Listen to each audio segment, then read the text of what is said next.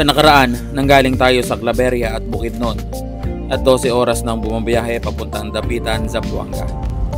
At hating gabi nang nakarating sa Iligan City. At ngayon, may nadaanan tayong piyesta at nasaksihan ng magandang paglubog ng araw sa Dipolog City.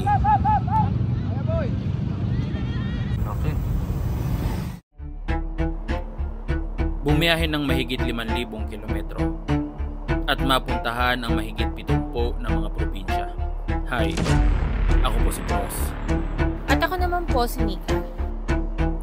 Iikutin namin ang bansang Pilipinas gamit ang van na ito.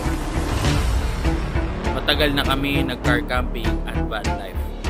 Pero ngayon, hinamon namin ang aming sarili na ikutin ang Pilipinas sa loob lamang ng 30 araw. Mula Apari hanggang Gran Sarangani.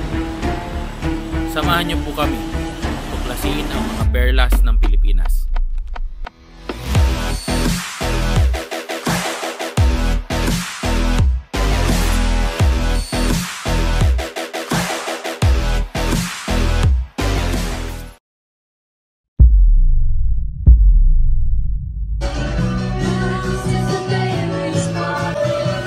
Try natin tong vanilla. Hindi pa natatry ito.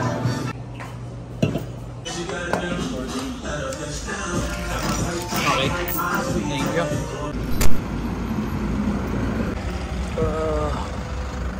Usually pag probinsya, ang 7-Eleven talaga ang tambayan eh. 5 AM nga ang estimated time pa Dapitan. Mga 5 hours pa mahigit.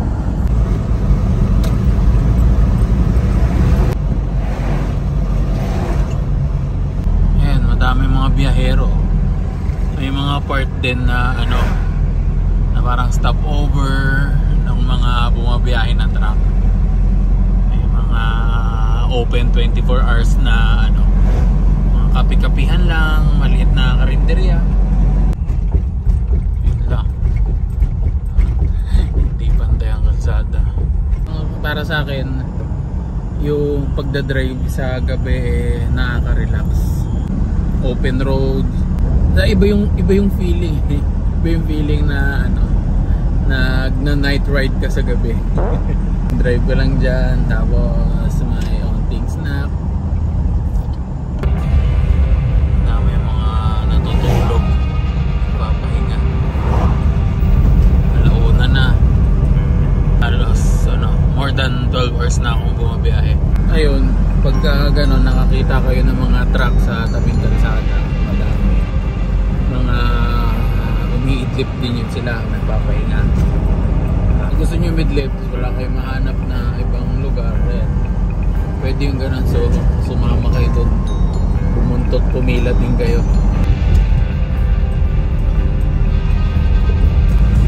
Overtake tayo ba isa-isa?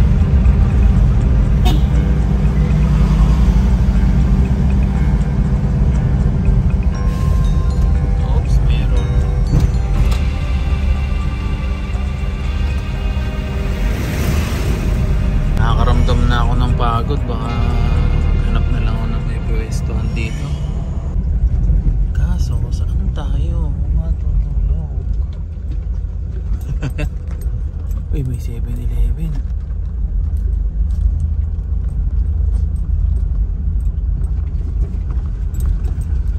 Sarado, dami nang sarado. Uy, may parang spotlight.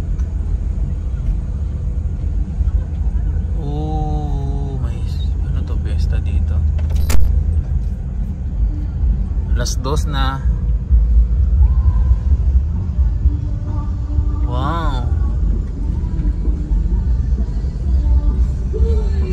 wow, wow.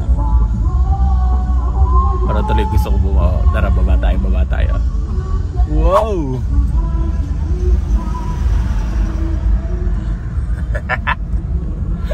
Baba tayo. Maiki chismis ako, maiki marites ako dito. Pampagising para mawala yung antok. 74th araw ng Lala. Fiesta rito. Wow.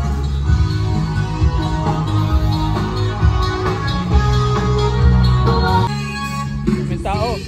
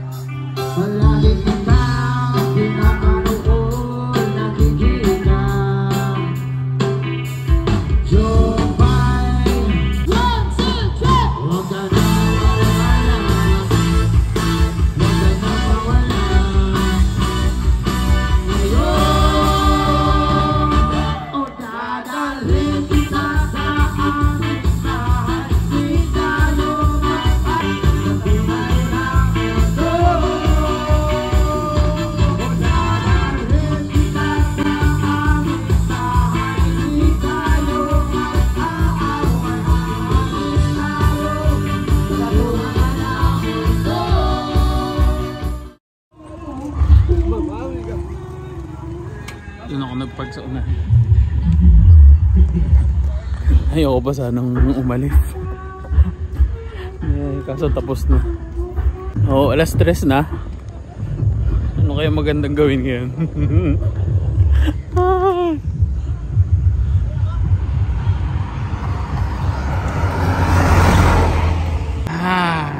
Papahinga or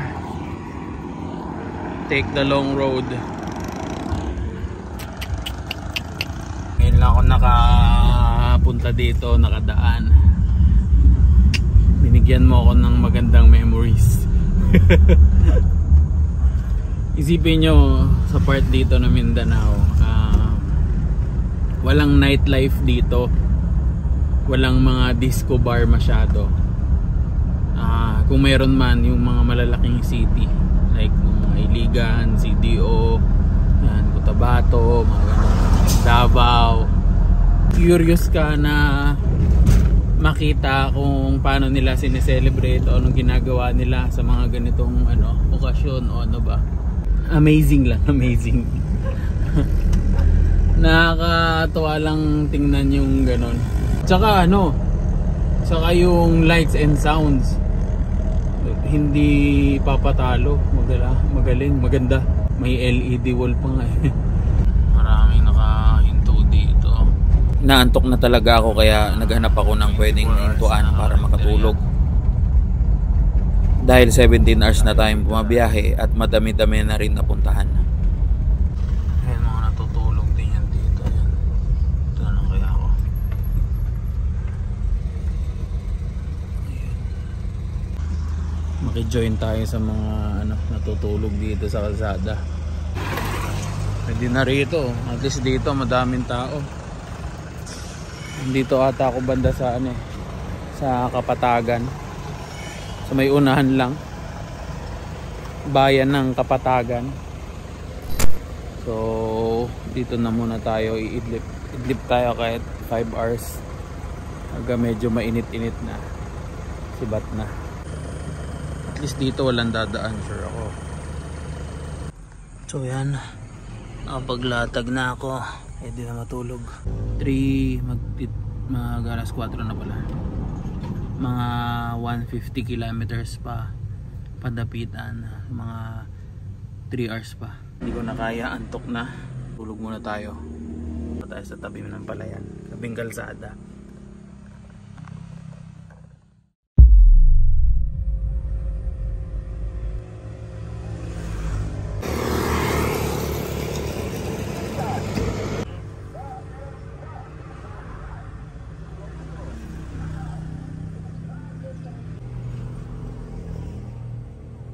Good morning. Alas 9:30 na. Mga 5 hours din yung tulog ko ah.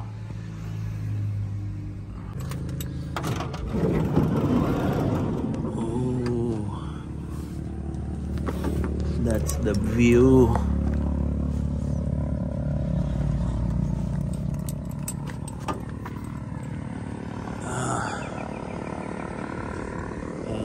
Dito po ako natulog sa tabing kalsada.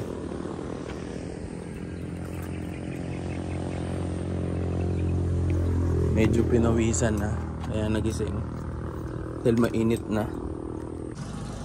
Ako na lang mag-isa na iwan dito.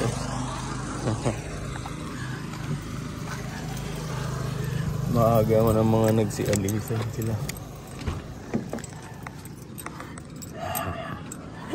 Hali na ako gumising. Safe naman. Safe naman yung biyahe ko kagabi at safe naman ako dito nakatulog. Yan, may mga bukas yung tindahan. Okay. Let's hit the road again.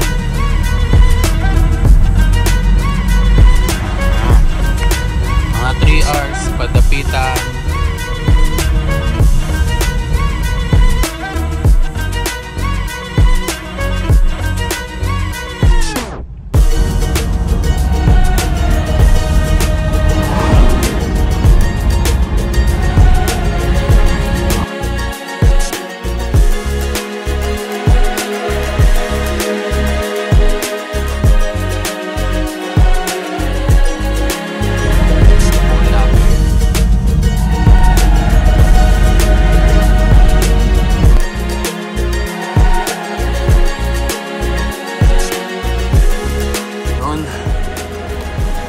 Malilim na part dito.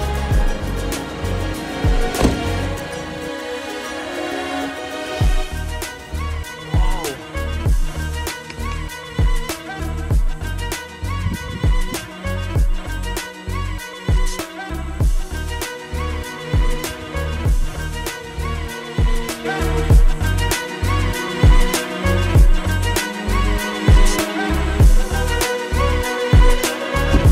Noodles na lang siguro.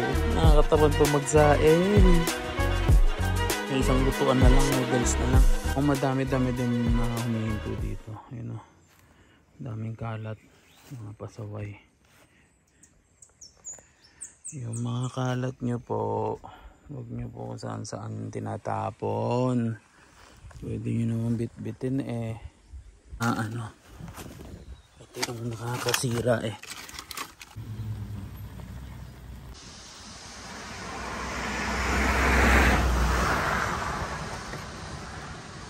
Uy, sakto, naubusan ng butane. Buti may bago tayo.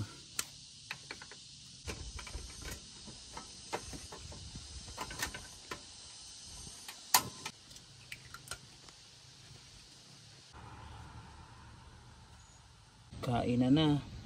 Kape at pansit.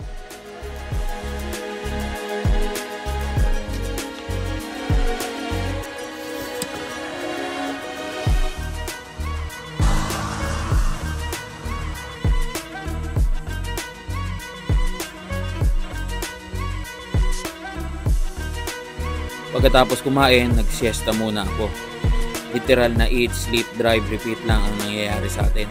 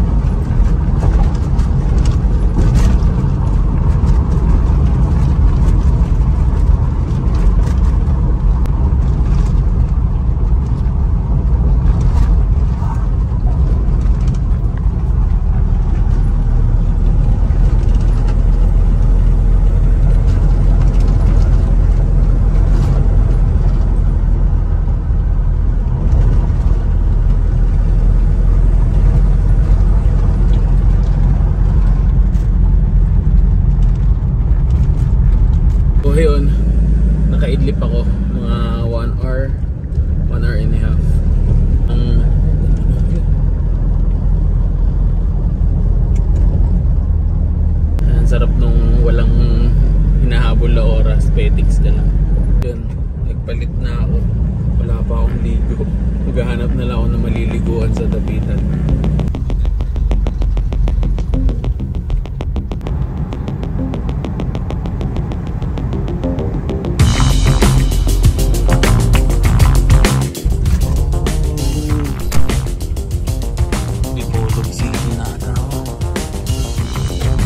Dipolog na nga. Dipolog City.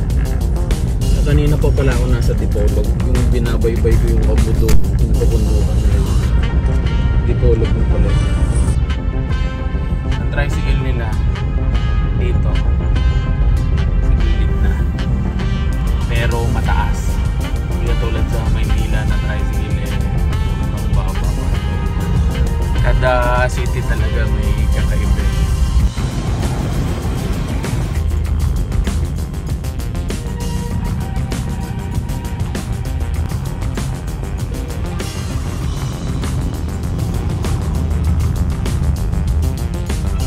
Laking city siya. Pero nakikita mong luma rin. Nakikita mong luma din na city dahil sa mga building na luma. Oy, amigo. Gracias, amigo.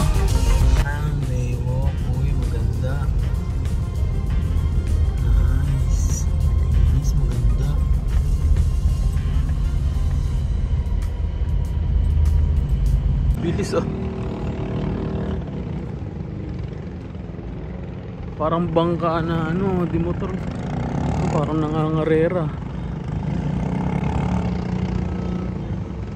Kala ko jet ski nung una eh. Dipolog. Ganda ng baywalk. Wala, pwede maligo. Wow!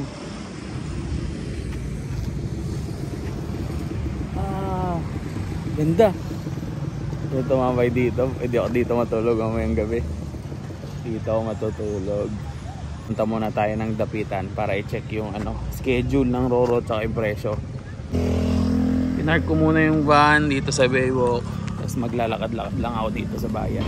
Tapos mag-stay ako ng isang araw para i-tour or experience yung Dipolog sa dapitan. Layo-layo na yung nilakad ko. Wala pala akong dalang pera dito.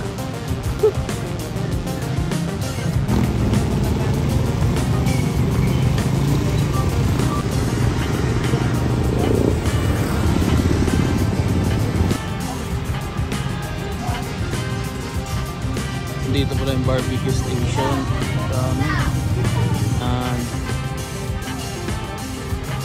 Ayun, dumami na tao dito sa Baywalk. Hindi na gaano masakit yung araw.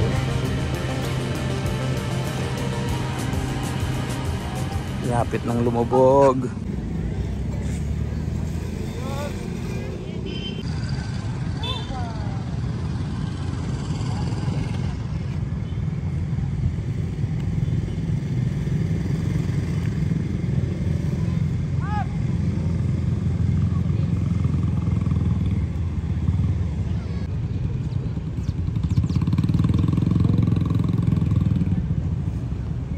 Sarap tumambay dito. Kaya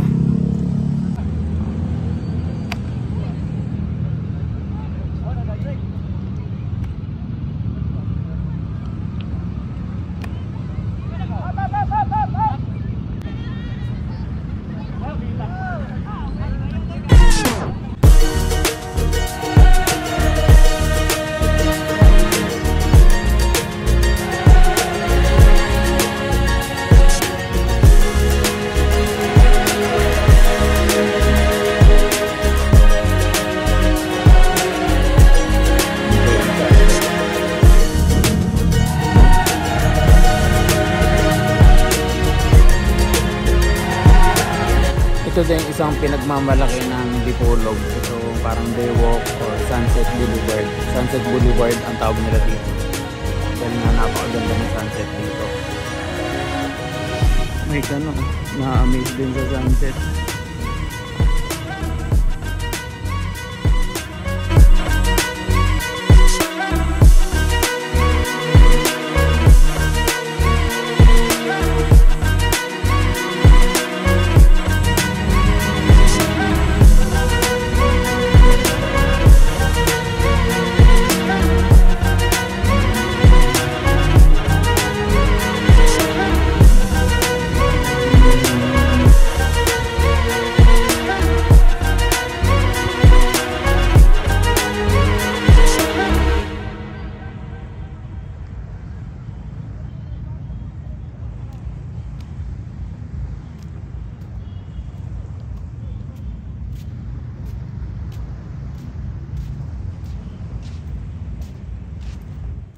na akong dapitan. Turn right onto Airport Road. Mga 30 minutes lang.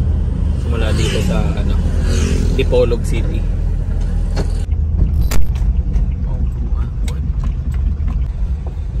Mag-inquire lang ako. End ng riding day, 7:25 PM. Ang odo ay 114623. Nandito ako sa Dapitan Port. Na ano lang namin na kanina, yung sa Lanao na kami ba? Bebe? Sabi niya nag-vibrate daw. Normal po yan, umiikot yan? Ha? Normal, umiikot yan po. Wala. Alternator? Wala ba? Wala. Doon lang baba. Sa taas. Umiikot yan. Na. Opo, umiikot. On. Sige sir. Check nyo na lang po pagdating doon. Danong sa akin si Kuya, si Sir. Kasi para may naramdaman siya iba sa sasakyan. Hindi naman ako expert sa ganun. Pero tingin ko wala naman. Mukhang bago pa yung sasakyan. 31 yung odo. Tapos magti 3 years pala. May naramdaman lang daw siya nagbabibrate. Okay.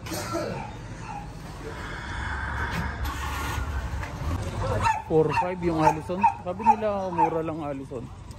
Tatlo yung shipping lines. Allison, Montenegro, saka Fastcat. Check ko yung presyo. Stay, discounted na siya og 10% discount. Mabayad di man na purpura. Libre ng driver. Porto? Porto. Porpor? Nag-stop driving day na tayo dito sa Dapitan Port. Dahil babalik tayo dito kinabukasan para tumawid naman pa Dumaguete. At nag-check na din tayo ng oras at presyo ng mga biyahe. Naging mura pa ang Fastcat ngayon. Dahil may 10% discount. Ang Allison 4.5. Ang Fastcat 4.8. Ang 4.8 na Fastcat may discount na 10%. Naging 4.4. Mas mura na 100. At tapos mas mabilis pa yung Fastcat. 3 hours lang. Okay. So balik na tayo ng Dipolog. Yun, nandito pala tong ganda ng museum dito. Sa kasunod na episode, mag-iikot tayo sa Dipolog at Dapitan City. At sa hindi inaasahan, nagkaroon pa tayo ng ticket violation. Natikitan pa ako, nagpark dito sa may